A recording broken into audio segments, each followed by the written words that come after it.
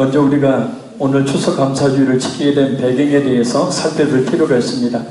물론 구약의 맥추절과 같은 추수에 대한 감사의 절기가 그 성경적인 배경이 되지만 오늘 우리가 지키고 있는 추수감사주의의 기원은 경건한 청교도들에게 있습니다. 그들은 핍박을 피해서 참된 신앙의 자유를 찾아서 작은 배인 메이플라워에 몸을 실은 채 험난한 항해를 거쳐서 아메리카 신대륙에 도착한 후에 5가지 감사의 기도를 드립니다. 첫째는 180분밖에 되지 않는 작은 배지만 평균 시속 2마일로 117일 약 4개월간 무사히 항해했음을 감사합니다. 둘째는 항해 중에 2명이 죽었지만 한 아기가 태어났음을 감사합니다. 셋째는 거센 풍랑으로 바다에 빠진 사건이 2번이나 있었지만 모두 구출되었음을 감사합니다. 넷째는 신대륙을 눈앞에 두고도 일부 인디언들의 방해로 상륙을 못하다가 한 달 만에 플리머스에 안착하게 된 것을 감사합니다. 다섯째는 4개월 항해 동안에 단 한 사람도 고향으로 돌아가겠다고 포기하거나 사람들 선동하지 않았음을 감사합니다. 그러나 이런 감사에도 불구하고 그의 첫 겨울을 지나면서 추위와 풍토병으로 절반이 희생되었고 하루에 옥수수 5알로 연명해야 되는 극심한 배고픔이 신라에 했고 무엇보다도 불안한 것은 인디언들의 위협이었습니다.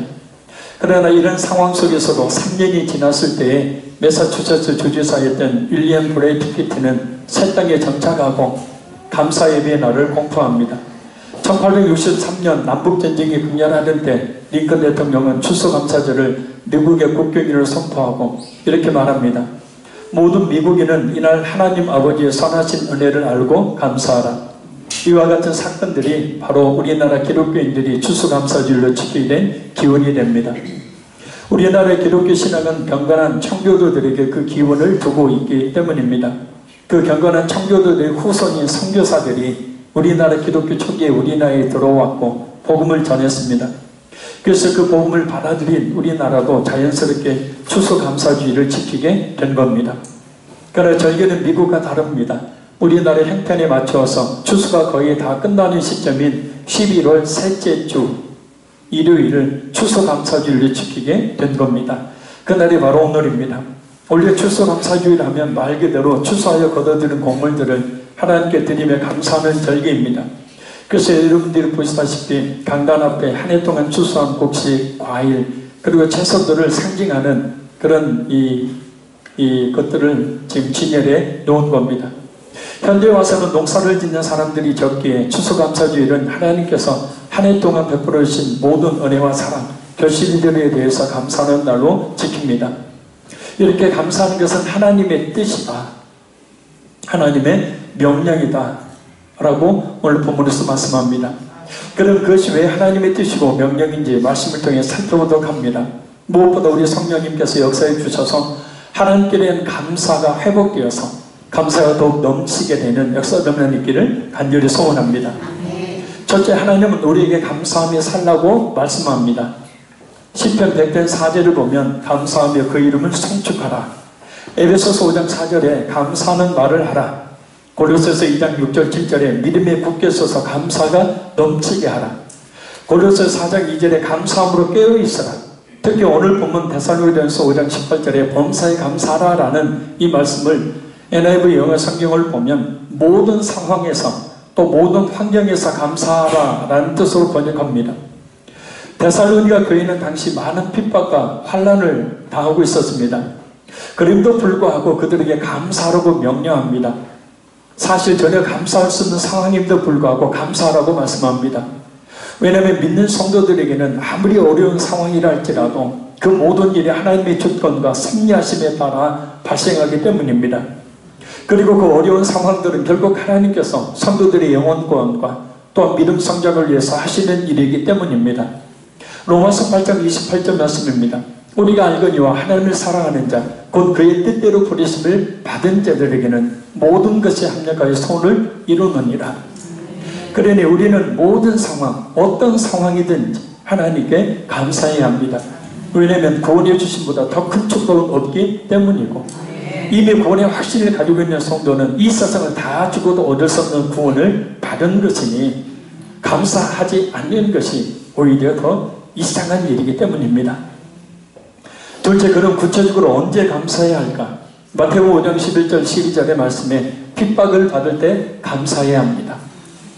핍박을 받을 때 감사하라니 이게 도대체 무슨 뜻입니까? 핍박을 받는다는 것은 내가 확실한 믿음이 있다는 뜻이기 때문입니다.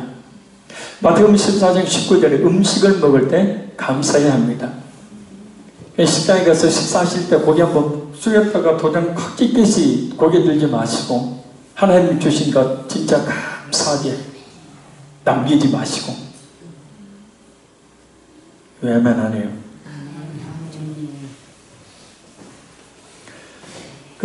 먹는 것에 대한 감사가 없는 분들은 한 3일 단식을 해보십시오. 그러면요, 찬물 한 그릇, 냉수 한 그릇, 한 컵 떠놓고도 무릎 꿇고 감사합니다. 그냥 우리는 내 힘으로 벌어서 내가 먹는다 생각하는데 아니죠. 그게 전혀. 마가복음 14장 23절에 성찬에 참여할 때 감사하라. 요한복음 11장 41절에 일을 시작할 때와 느헤미야 12장 42절 43절에 일을 마쳤을 때 감사해요. 에베소서 5장 20절에 항상 감사해야 합니다. 이 모든 말씀들을 종합하면 모든 일에 감사하라는, 모든 일에. 특히 핍박을 받을 때 감사하라는 말씀에서 알 수 있듯이 감사할 수 없을 때에도 감사해야 한다. 감사할 수 없는 일들이 있지만 깊이 생각해보면 감사할 것이 너무 많습니다.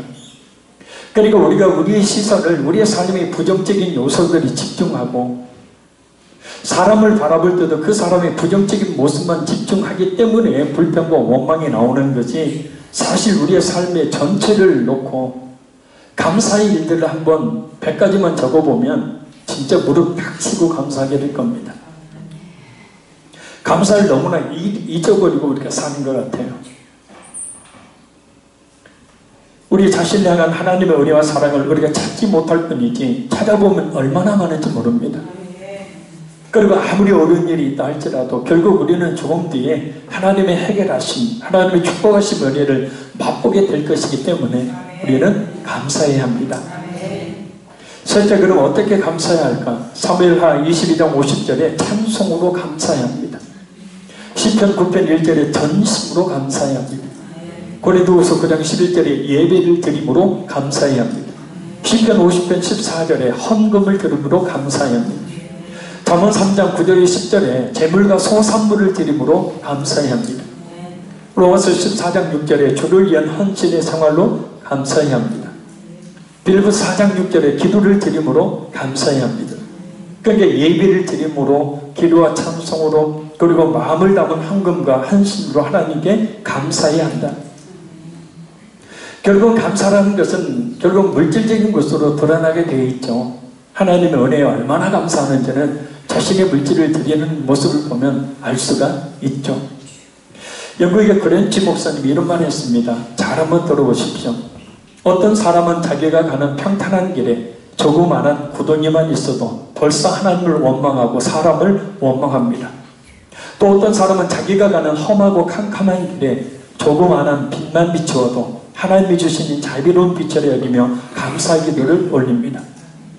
화려한 궁전에 살면서도 인생이 왜 이리 괴로우며 기쁜 일은 하나도 없느냐고 얼굴을 찡기려 불평하는 사람이 있으며, 작은 오막살에 살면서도 우리를 지키시는 하늘 아버지의 한없는 은혜와 사랑을 진심으로 감사하는 사람이 있습니다. 조금만 내 뜻대로 되지 않으면, 조금만 내 기분이 상하면, 누군가 조금만 내 마음대로 해주지 않으면 늘 원망과 불평을 늘어놓는 삶을 사는 사람들이 종종 있죠. 그러나 남들이 겪으면 짜증을 내고 원망을 늘어놓을 만한 일에도 그렇게 하지 않고 늘 감사하는 사람들이 또한 있습니다. 그런데 참 놀라운 것은 말입니다. 쉽게 짜증내고 원망하고 불평하고 미워하는 사람들의 삶은 늘 그런 삶의 연속이라는 거예요. 지금까지 제가 목회를 해오면서도 부정적인 생각으로 원망, 불평 늘어놓고 짜증내고 하는 사람이 잘 되는 것을 보질 못했습니다. 그러나 늘 감사하는 사람들의 삶은 밝고 편안하고 또 하나님의 은혜와 축복이 임하는 삶을 산다는 겁니다.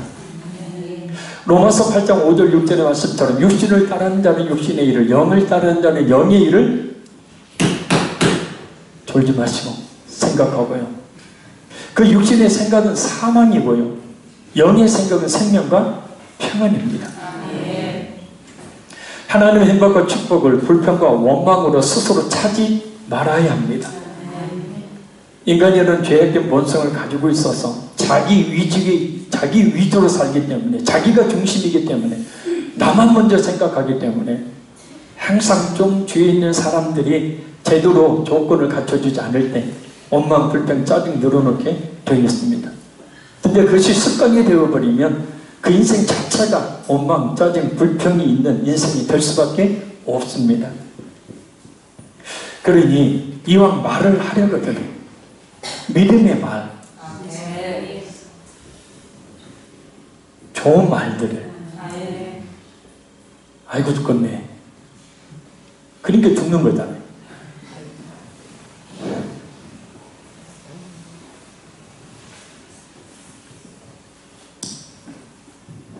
입장을 바꾸고 한번 생각해 보세요. 그 하나님의 행복과 축복을 불평과 원망으로 스스로 차버리는 사람, 예를 들어서 하나님께 늘 불평, 원망, 짜증, 미움, 그리고 부정적인 말과 행동으로 사는 사람들에게 하나님이 복을 주시겠습니까? 성경에 하나도 나와 있지 않거든요. 그런 사람들에게는.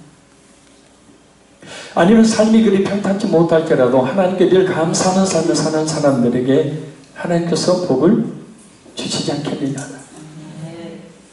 그러니 우리는 늘 예배를 드림으로, 기도와 찬송으로, 그리고 마음을 담은 헌금과 헌신으로 감사하는 삶을 살아야 할 줄 믿습니다. 넷째, 그런 감사의 생활을 잘하지 못하는 이유가 뭘까? 신명기 6장 10절 12절에 물질적으로 부유하기 때문에 감사할 조건이 없는 거예요. 사무엘상 25장 4절 11절에 욕심이 많기 때문입니다. 아까 단식 이야기했죠. 하루만 굶어보십시오. 3일 정도 굶어보면요 진짜 찬물 놓고도 무릎 꿇고 감사하게 된다니까요. 근데 이게 풍성하게 먹고 우리 아파트 같은 경우도 음식물 쓰레기가 넘치고 넘쳐요. 부유하기 때문에 감사할 일이 없는 겁니다. 또 욕심이 많기 때문에 그 욕심이라는 건 채워지지 않거든요. 그러니까 뭐 하면 내가 뭐 하겠다. 거짓말이죠. 그거 이루어지면 안 합니다. 욕심 때문에 감사하지 못하는 거예요. 신명기 8장 12절 18절에 교만하기 때문에 감사하지 못합니다. 교만하면 감사 못하죠. 느헤미야 9장 26절에 하나님의 은혜를 잊기 때문에 감사하지 못하고, 로마서 12장 2절에 세상 풍속을 쫓기 때문에 감사할 수도 없고, 디모데전서 6장 6절에 자족함이 없기 때문에 감사하지 못하고, 그리고 전도서 1장 13절에 세상 염려가 많기 때문에 감사하지 못합니다. 감사하지 못하는 일을 종합하면 하나님께서 자신에게 베풀어 주고 계시는 은혜가 무엇인지를 모르기 때문에 감사하지 못하는 거예요. 내 힘으로 사는데 굳이 감사할 것이 뭐냐라는 거예요. 그래 이것 아십니까? 10편 104편 29절에 주께서 낯을 숨기신 즉 그들이 떨고 주께서 그들의 호흡을 거두신 즉 그들은 죽어 먼지로 돌아가나이다. 사도행전 17장 24절 25절 말씀입니다. 우주와 그 가운데 있는 만유를 지으신 하나님께서는 천지의 주제시니 손으로 지은 전에 계시지 아니하시고 또 무엇이 부족한 것처럼 사람의 손으로 섬김을 받으시는 것이 아니니 이는 만민에게 생명과 호흡과 만물을 지니 주시는 이십니다. 하나님께 충성하고 봉사하는 것, 헌금을 드리는 것은 돈 내는 게 아닙니다. 하나님께 드리는 것, 하나님이 뭐가 부족한 것처럼 여러분의 호주머니에서 뭘 원하시는 그런 분이 아니시죠. 오히려 만민에게 생명과 호흡과 만물을 친히 주신다. 우리의 심장이 말입니다. 이 심장이 하루에 103,689번을 뛴대요.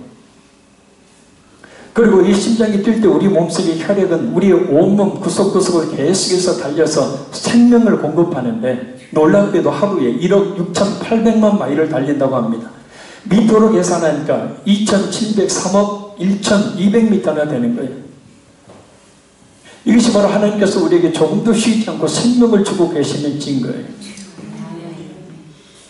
오른손을 왼쪽 가슴에 먼저 보십시오. 뭐 뛰고 있죠. 안 떠요? 뛰고 있잖아요. 이 뭐예요? 하나님 지금 내게 생명을 주고 계시는 증거라고요.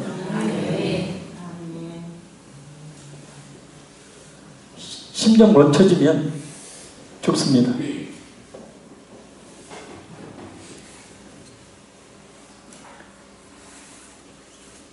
레위기 17장 18절 말씀처럼 모든 생명은 그 피가 생명과 일체이기 때문에, 그리고 호흡은 하루에 우리가 23,040번 한다고 합니다. 근데 중요한 것은 내가 무슨 수고를 해서 심장이 그렇게 잘 뛰어주고 혈액이 그렇게 온몸에 부석부석 달려 생명을 주는 것이 아니라는 거예요. 우리의 심장과 혈액 그리고 호흡에 조금만 이상이 생겨도 우리의 생명에 금방 이상이 온다는 걸 말입니다. 내가 호흡을 하는 것이 그게 무슨 하나님의 은혜냐고요? 호흡 못할 때 오잖아요. 우리가 우리의 생명과 호흡이 하나님의 은혜라는 증거가 뭡니까? 경험하신 분들도 있지만 중환자실에 가보면 잘 알죠. 혼자 호흡할 수 없어서 인공호흡기 의존하고 있는 사람들 말입니다. 저도 한때는 공황장애가 있어요. 여러분들 보기가 무서웠을 때가 있었습니다. 전화 오는 것도 무서웠었고, 최근에 그랬죠. 인도에 선교를 하러 가는데도 비행기 타는데 무서워서 비행기 안에 들어가 있는데 폐쇄공포증이죠.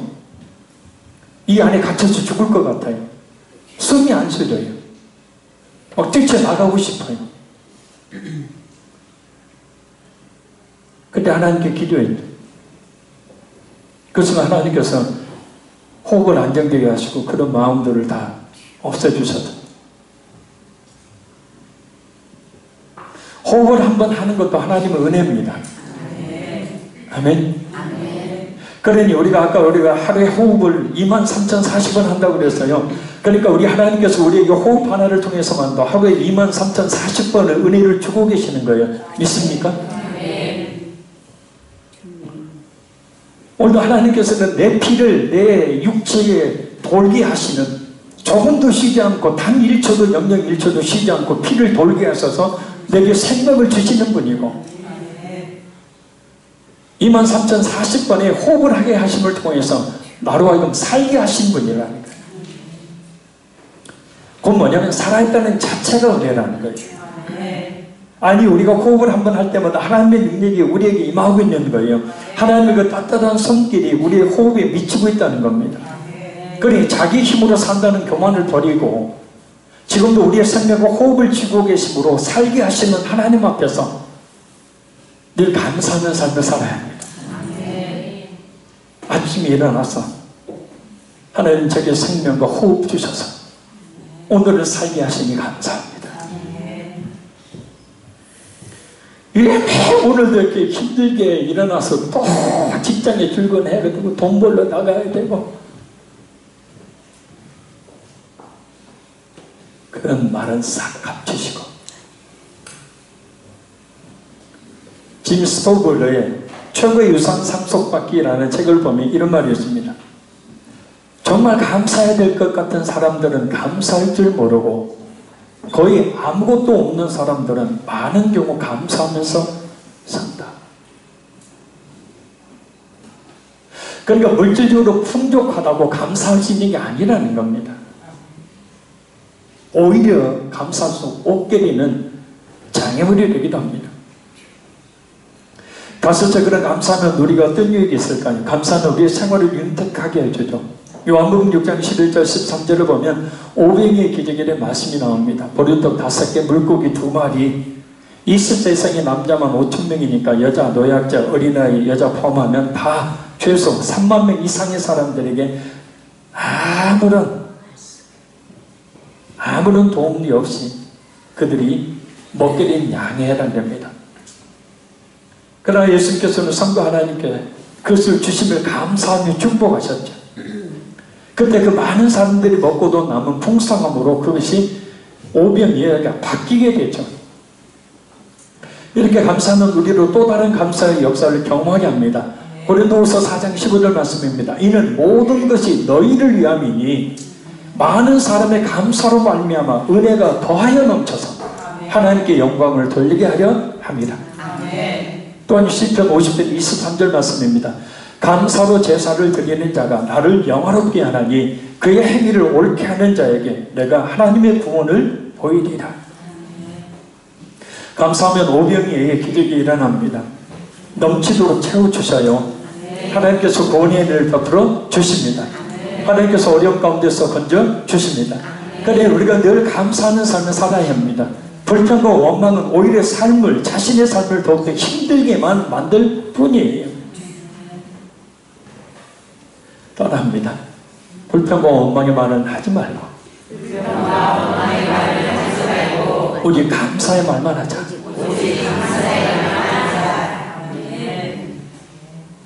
내가 어린애가 따라서 하라고 그래요. 그게 아니고요. 한번 따라하면 다릅니다. 옆에 분 축복합니다. 감사하며 삽시다. 한번 하면 재미없 정없으니까 다시 한번 시작. 감사하며 삽시다. 마지막에 정말 감사하며 삽시다. 갑자기 얼굴 쳐다보니까 이걸 내가 감사해.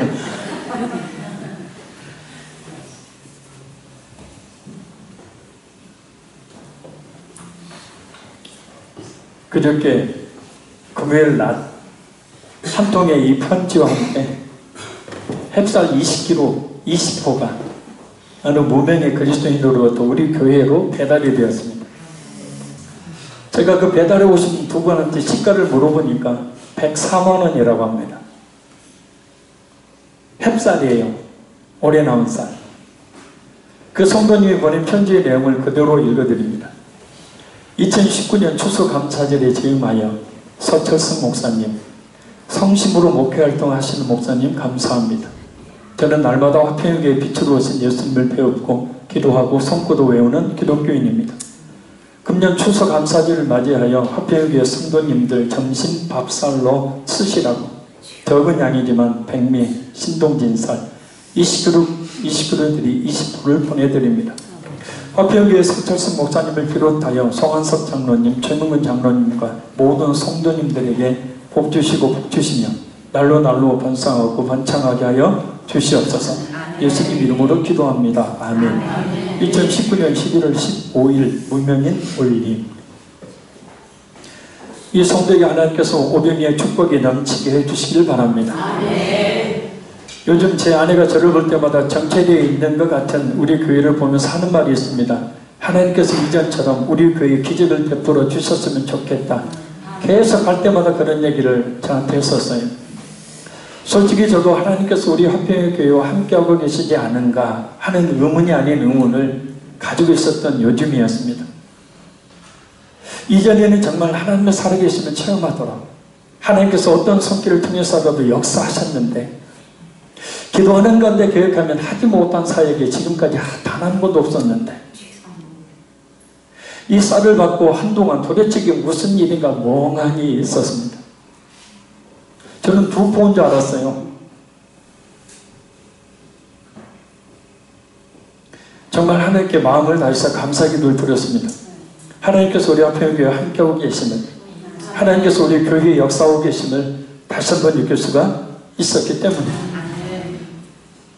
제 생각인데 25 되는 쌀 우리가 다 먹을 게 아니라 정말 어려운 작은 교회들이 있습니다. 일부는 나눠줬으면 좋겠습니다. 이번 추수감사절은 그래서 어느 때보다 기쁘고 또 기쁜 추수감사절입니다. 하나님께서 우리 화평의 교회와 함께 하심을 보여주셨으니 다시 한번 이 무명의 성도에게 오병이의 축복을 주시기를 간절히 기도합니다.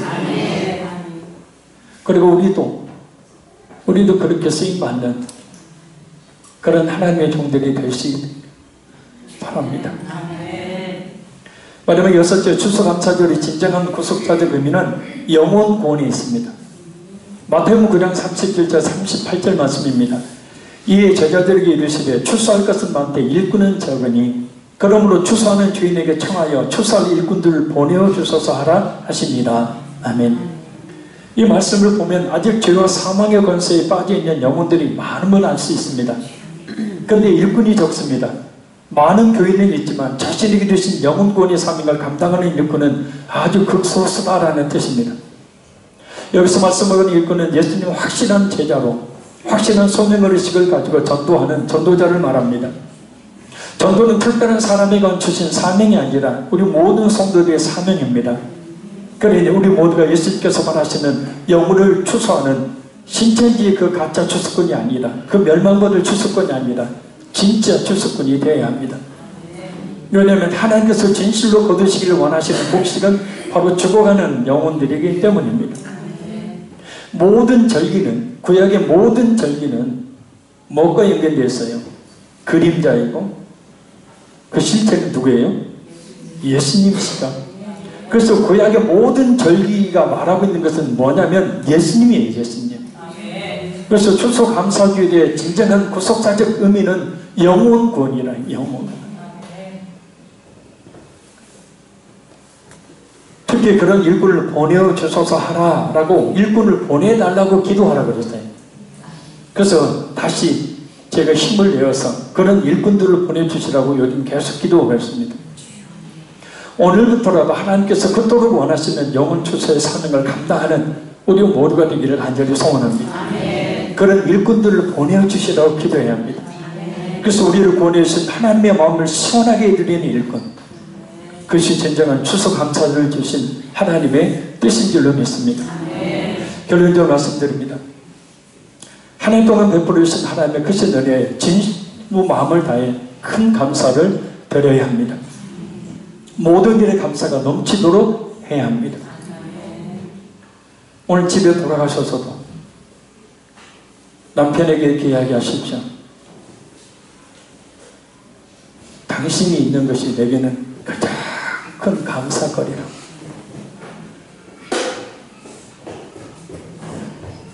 목사님, 말이 안 나오는데요.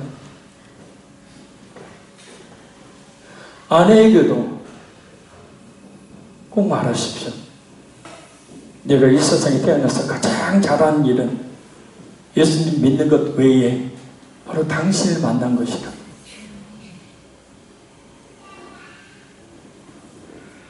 전혀 표정들이 말하지 않을 표정 같아요. 또 자녀들에게 말하십시오. 네가 내 아들이 딸이 된 것이 가장 큰 하나님의 축복이다. 또 자녀들은 부모에게 이야기하십시오. 제가 엄마 아빠를 만난 것이 가장 큰 하나님의 축복입니다. 언제나 아빠한테 한번 얘기해요. 아빠를 만난 것이 만난 게 아니라 아빠 딸로 태어난 것이 가장 큰 축복이에요. 저희가.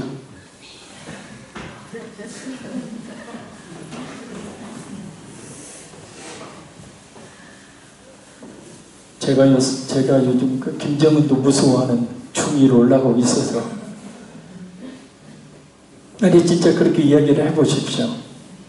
자, 눈앞에 아까 이야기했던 대상이 있다고 생각하고 한번 고백해 보겠습니다. 시작. 내가 당신을 만난 것이 가장 큰 하나님의 축복이야.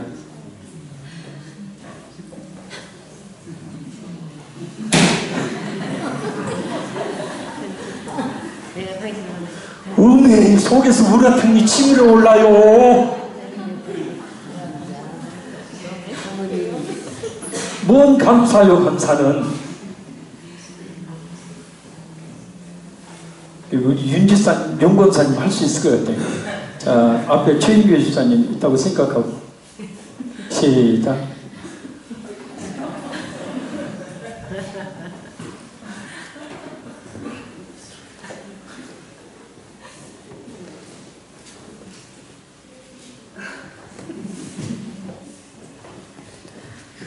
천국이 20년에 태어났나 봐요.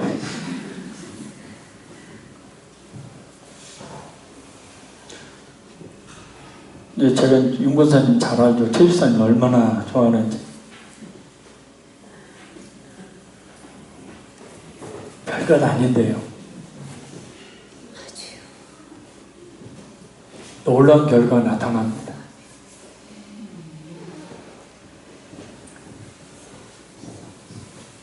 감사할 수 없는 상황 속에서도 감사하는 성숙한 그리스도인이 되어야 합니다. 하나님께서 지금 이 순간에도 내게 생명과 호흡과 만물을 주고 계시니 감사하지 않을 수 없는 겁니다. 감사는 또 다른 감사의 일을, 넘치는 감사의 일들을 가져옵니다. 무엇보다 추수감사주일의 구속적인 의미가 영혼 추수에 있다는 것을 기억하고 보물 증감으로 영혼을 추수하여 하나님께 드려야 합니다. 하나님께서 가장 기뻐하시는 추수는 한 영혼을 구원하여 드리는 것이기 때문입니다. 그래서 더욱더 큰 감사가 넘친 추수감사주일이 점점점 될 수 있기를 간절히 소원합니다. 자, 이제 우리 모두 하나님 앞에서 이렇게 고백하며 결단을 해보겠습니다. 제가 하는 말을 따라 하십시오. 초등학생이라서 그런 게 아니라 진짜 사람이 마음으로 믿어 의에 이르고 입으로 시인하여 구원에 이르느니라. 입으로 시인한다는 것은 이건 아무나 못하는 거죠. 참 따라합니다. 모든 일에 감사하는 삶을 살겠습니다. 감사할 수 없는 상황 속에서도 하나님의 섭리를 믿고 감사하는 삶을 살겠습니다. 늘 감사를 넘치게 함으로 오병이의 기적과 넘치는 축복을 경험하겠습니다. 무엇보다 한 영혼을 구원하여 주님께로 인도하는 영혼 추수의 삶을 살겠습니다. 그렇게 기도한 그리고 고백한 대로 이 시간 말씀을 붙들고 정말 감사하는 삶을 살게 도와주세요. 집으로 돌아가 남편에게 정말 고맙다고 감사하다고 아내에게 부모님에게 자녀에게 원망 불평 짜증 다 내버리고 감사의 고백을 하고 감사할 수 있는 상황 속에서 하나님 구원해 주신 은혜에 감사하는 삶을 살겠습니다. 제 입술에서 원망과 불평은 다 없어져 버리시고 감사하는 삶을 살게 해주세요. 이 시간 우리 하나님 앞에서 우리 고백하며 우리 잠시 기도하겠습니다. 살아계신 아버지 하나님, 오늘